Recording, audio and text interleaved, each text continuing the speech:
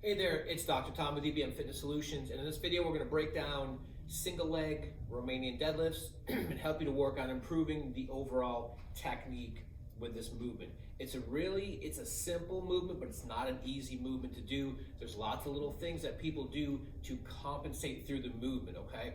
Basically, it's meant to target the hamstrings and the glutes primarily, but it will work the entire leg from your foot, lower leg, right up through. It will target the core a little bit. It's gonna hit a lot of things. We have to account for all those things as we set up and as you perform the movement. So I'm gonna go through and show you how to set it up, some of the compensations that people typically do, and some ways to help you perform the exercise better, whether it's simply body weight or you start to load it up with weight. So the single leg Romanian deadlift is a hip hinging movement that we do on one leg, which sounds simple enough. Now here's where it gets a little bit tricky. If you've done Romanian deadlifts, which is like the top portion of a deadlift, it's simply this motion here. What we're talking about here is the single leg version of that. So it should be predominantly a hip driven movement. Your knee should be slightly bent.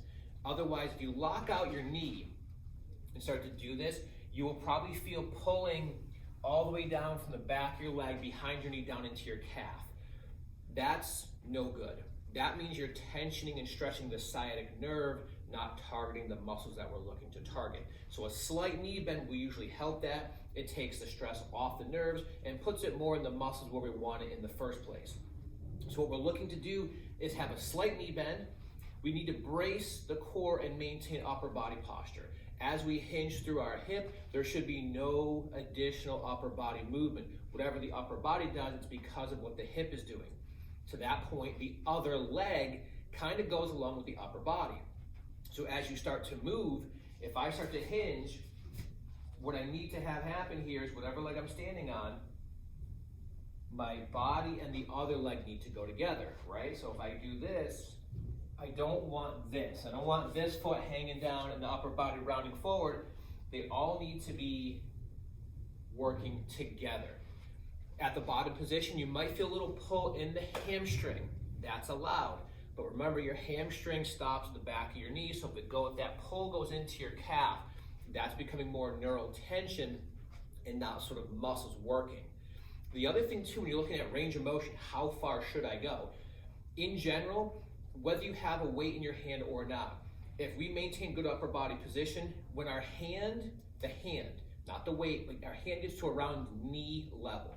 So if I'm standing here, if I hinge back, at that point right there, my hip is done moving, okay? That's the point you want to stop. Now, because here's the difference. I can get to this point here. I can continue onto the floor. But to do that next part, I now have to round my spine to do it. For this exercise, you want to maintain your upper body posture, maximize your hip range of motion, which for most people is around knee level for their hand, a little bit above, a little bit below. If you're going further than that, really work on locking in the upper part to make sure you're not adding in any kind of spine motion towards the bottom. One of the biggest problems with single leg RDLs, the biggest compensations people make, is they end up rotating too much. Instead of hinging through their hip, they end up rotating. So what they end up doing is that when they come forward here, we end up kind of twisting like this, and it turns into something like that, right? So from the side here, what it's going to look like is that as I come back, this hip ends up going higher. Ideally, what we want is our hips should stay pretty level. As we go through this motion, there should be no tipping of our hips side to side.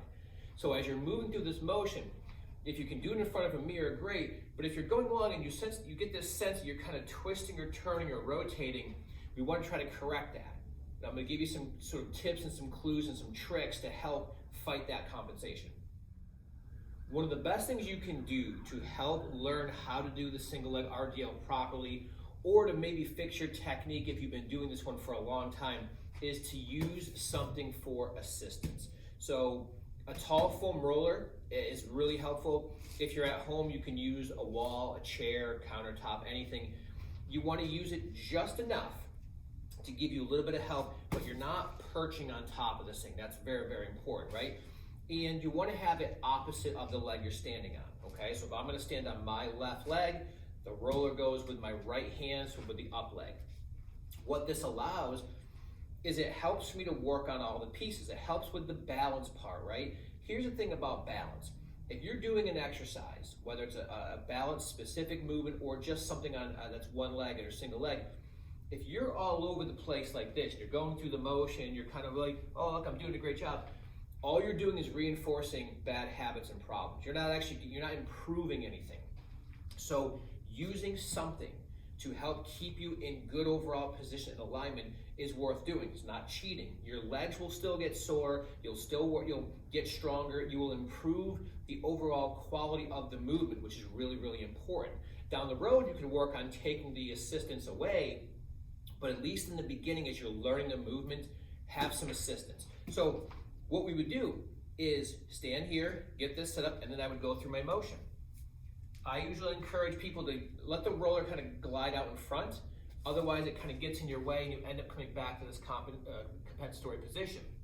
So make sure, let it go with you. And again, I'm focused on my hip, not focused on the roller. It's just helping guide me through the motion. The other thing to be mindful of is, what is this back leg doing? Try to keep it in line. It can be bent, it can be straight, but is it drifting? Is it rotating behind? Try to keep it lined up here. So as you're going through, if you're catching this, because that's going to also contribute to potentially throwing off your balance on this side, your hips are connected via your sacrum. When one rotates, the other one also moves. So we want to keep everything lined up here. But the roller will help you control all that. Control, control, control.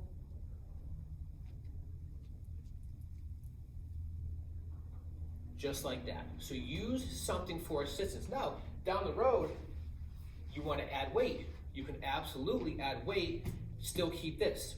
That's why I want it on the opposite side, so I can do this here.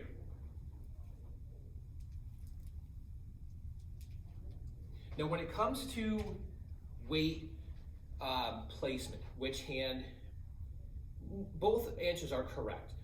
If you're struggling with balance, putting it in the opposite, with the opposite leg here, is going to make it harder because it's pulling you towards the side where you don't have the support. So in general, keep it on with the stance leg, especially if you're going to use the support.